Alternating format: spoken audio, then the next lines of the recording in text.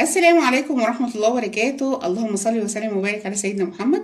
النهاردة إن شاء الله هنعمل وصفة تحفة 3 في 1. هنعمل الجلاش بالبسبوسة بالكنافة بالمكسرات، حاجة كده اللهم بارك، حاجة تحفة تحفة تحفة. خليكي معايا لآخر الفيديو بس عشان تعرفي التفاصيل. اتعملت ازاي الصوابع بتاعت الجلاش، حاجة في منتهى الجمال. بصوا الصباع عامل ازاي، حاجه كده ما شاء الله ما شاء الله. يعني انا لسه مطلعاه من الفرن حالا. يلا بينا على طول نبدا الوصفه ونسمي بسم الله ونقول اتعمل ازاي الصوابع بتاعه الجلاش بالكنافه بالبسبوسه. يلا بينا على طول نبدا ونسمي بسم الله. معانا الحشوه الاول بتاعه الجلاش، هنعملها بايه؟ عندي هنا كنافه محمصاها على النار، يعني محمراها بشويه سمنه على النار، تمام؟ يا اما في الفرن يا اما من فوق البوتاجاز. هحط عليهم فول سوداني، اي نوع مكسرات انت بتفضليه حطيه. وعندي هنا بسبوسه، كنت عامله بسبوسه وخدت حته منها ففرتكتها، هنزلها على الكنافه والمكسرات بتاعتنا. اي نوع مكسرات، عايزه تحط كمان جوز هند، بس انا مش حاطه جوز هند عشان الولاد عندي ما بيحبوش كتير الجوز هند. حطي كمان جوز هند، عندك اي نوع مكسرات حطيه. هنزود شويه من الشربات، مش كتير، يا دوب بس كده معلقه صغيره مش كتيره، لان طبعا فيها بسبوسه. عندنا بقى هنقلب كله بقى في بعضه، وندخل المكونات بتاعتنا كلها في بعضها، الكنافه والبسبوسه وكمان الشربات والمكسرات بتاعتنا هندخلها في بعض. عندنا بقى هنا لفه جلاش نص كيلو، تمام؟ هناخد السمنه بتاعتنا، هندهن ورقتين ورقتين، يعني هاخد ورقتين ورقتين.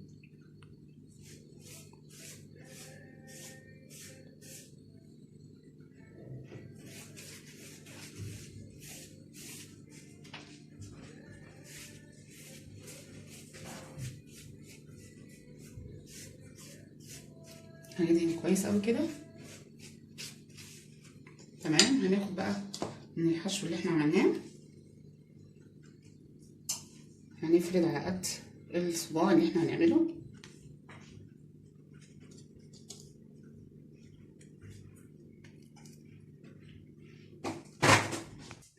حطينا الحشو بتاعنا، هناخد ورقتين ورقتين وهنلف. بصي لفي وزنقيها كده، ما تخليهاش مفتوحه علشان الصباع يطلع من الموم معاكي، والحشو من جوه برضو يبقى ماسك نفسه.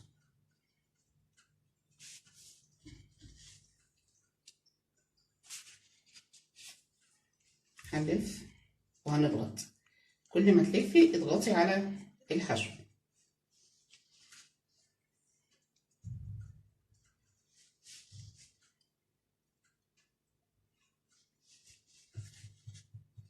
عندي الصاج بتاعي دهناه سمنه، هنرص في الجلاش، تمام. هناخد ورقتين ورقتين زي ما احنا قلنا، هندهن سمنه من جوه.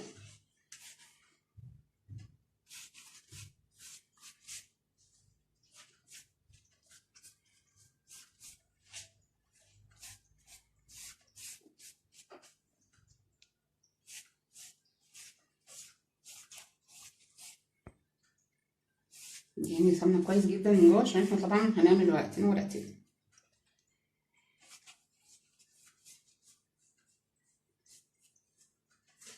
هناخد الحشو بتاعنا،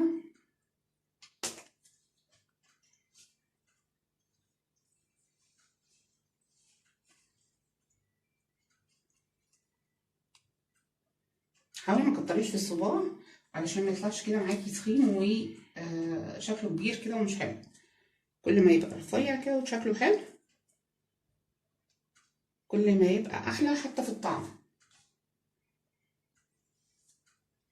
ودي بسبوسه طبعا وكنافه ومكسرات، فايه الطعم هيروح في حته تاني. هناخد الورقتين وهنلف، هنضغط واحنا بنلف، واتقسمت معاكي مش مشكلة، هتلف معاكي.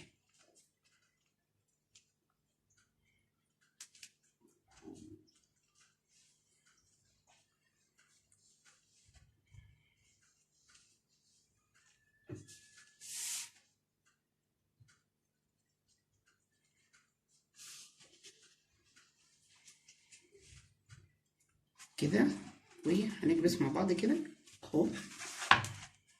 بصي شكل الصوابع بعد ما حطيناها في الصينيه. هنكمل بقى بقيه الكميه عشان ما اطولش عليكي، وبعد كده هنقطع الجلاش ونسقيه بالسمنه وندخله الفرن. خلصنا لف الجلاش كله، هندهن بقى السمنه من فوق بتاعتنا الوش.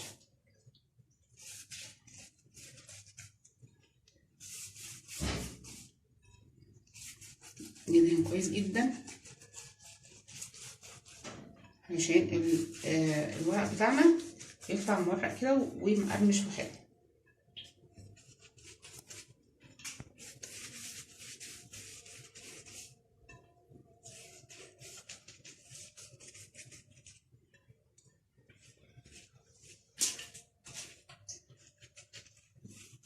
بعد ما دهناها كده هنجيب بقى السكينه بتاعتنا ونقطع الصوابع. هناخد بصي بمثابه الاربع صوابع بتوعك دول، حاولي قيسي عشان يطلع الصباع مظبوط معاكي، وكمان كلهم يطلعوا سوا واحد. بصي انا مزنقاهم علشان الصباع ما يفتحش معاكي وانتي بتقطعي، تمام اهو، عشان يبقى كلهم سوا واحد ويبقى شكل واحد كله. هنقطع كله بالمنظر ده وهندخلهم بقى الفرن لحد ما يستوي معانا الجلاش. نشوف بقى المنظر بتاعه النهائي عامل ازاي. طلعنا الصينيه بتاعتنا، بصوا الجلاش بقى وشكله عامل ازاي، تحفه، اللون كده حلو جدا جدا جدا. عندنا بقى الشربات، ده شربات متوسط مش تقيل ولا خفيف، اللي هو كوبايه ونص من السكر، عليها كوبايه ميه، وحطيناهم على النار واديناهم عصره ليمونه، ومعاهم حطيت نص كوبايه من عسل الجلوكوز، تمام. ولازم يبرد، لازم يبرد على الاخر. كده زقينا كل الجلاش بتاعنا، هنسيبه بس يشرب كده شويه من الشربات وبعدين نقدمه. كده الفيديو بتاعنا خلص النهارده، ويستنوني فيديوهات احلى واحلى ان شاء الله، واتركوا في رعايه الله. بس ما تنسوش لايك وشير للفيديو، وننزل نفعل الجرس عشان يوصلكم كل جديد من عندي. والسلام عليكم ورحمه الله وبركاته.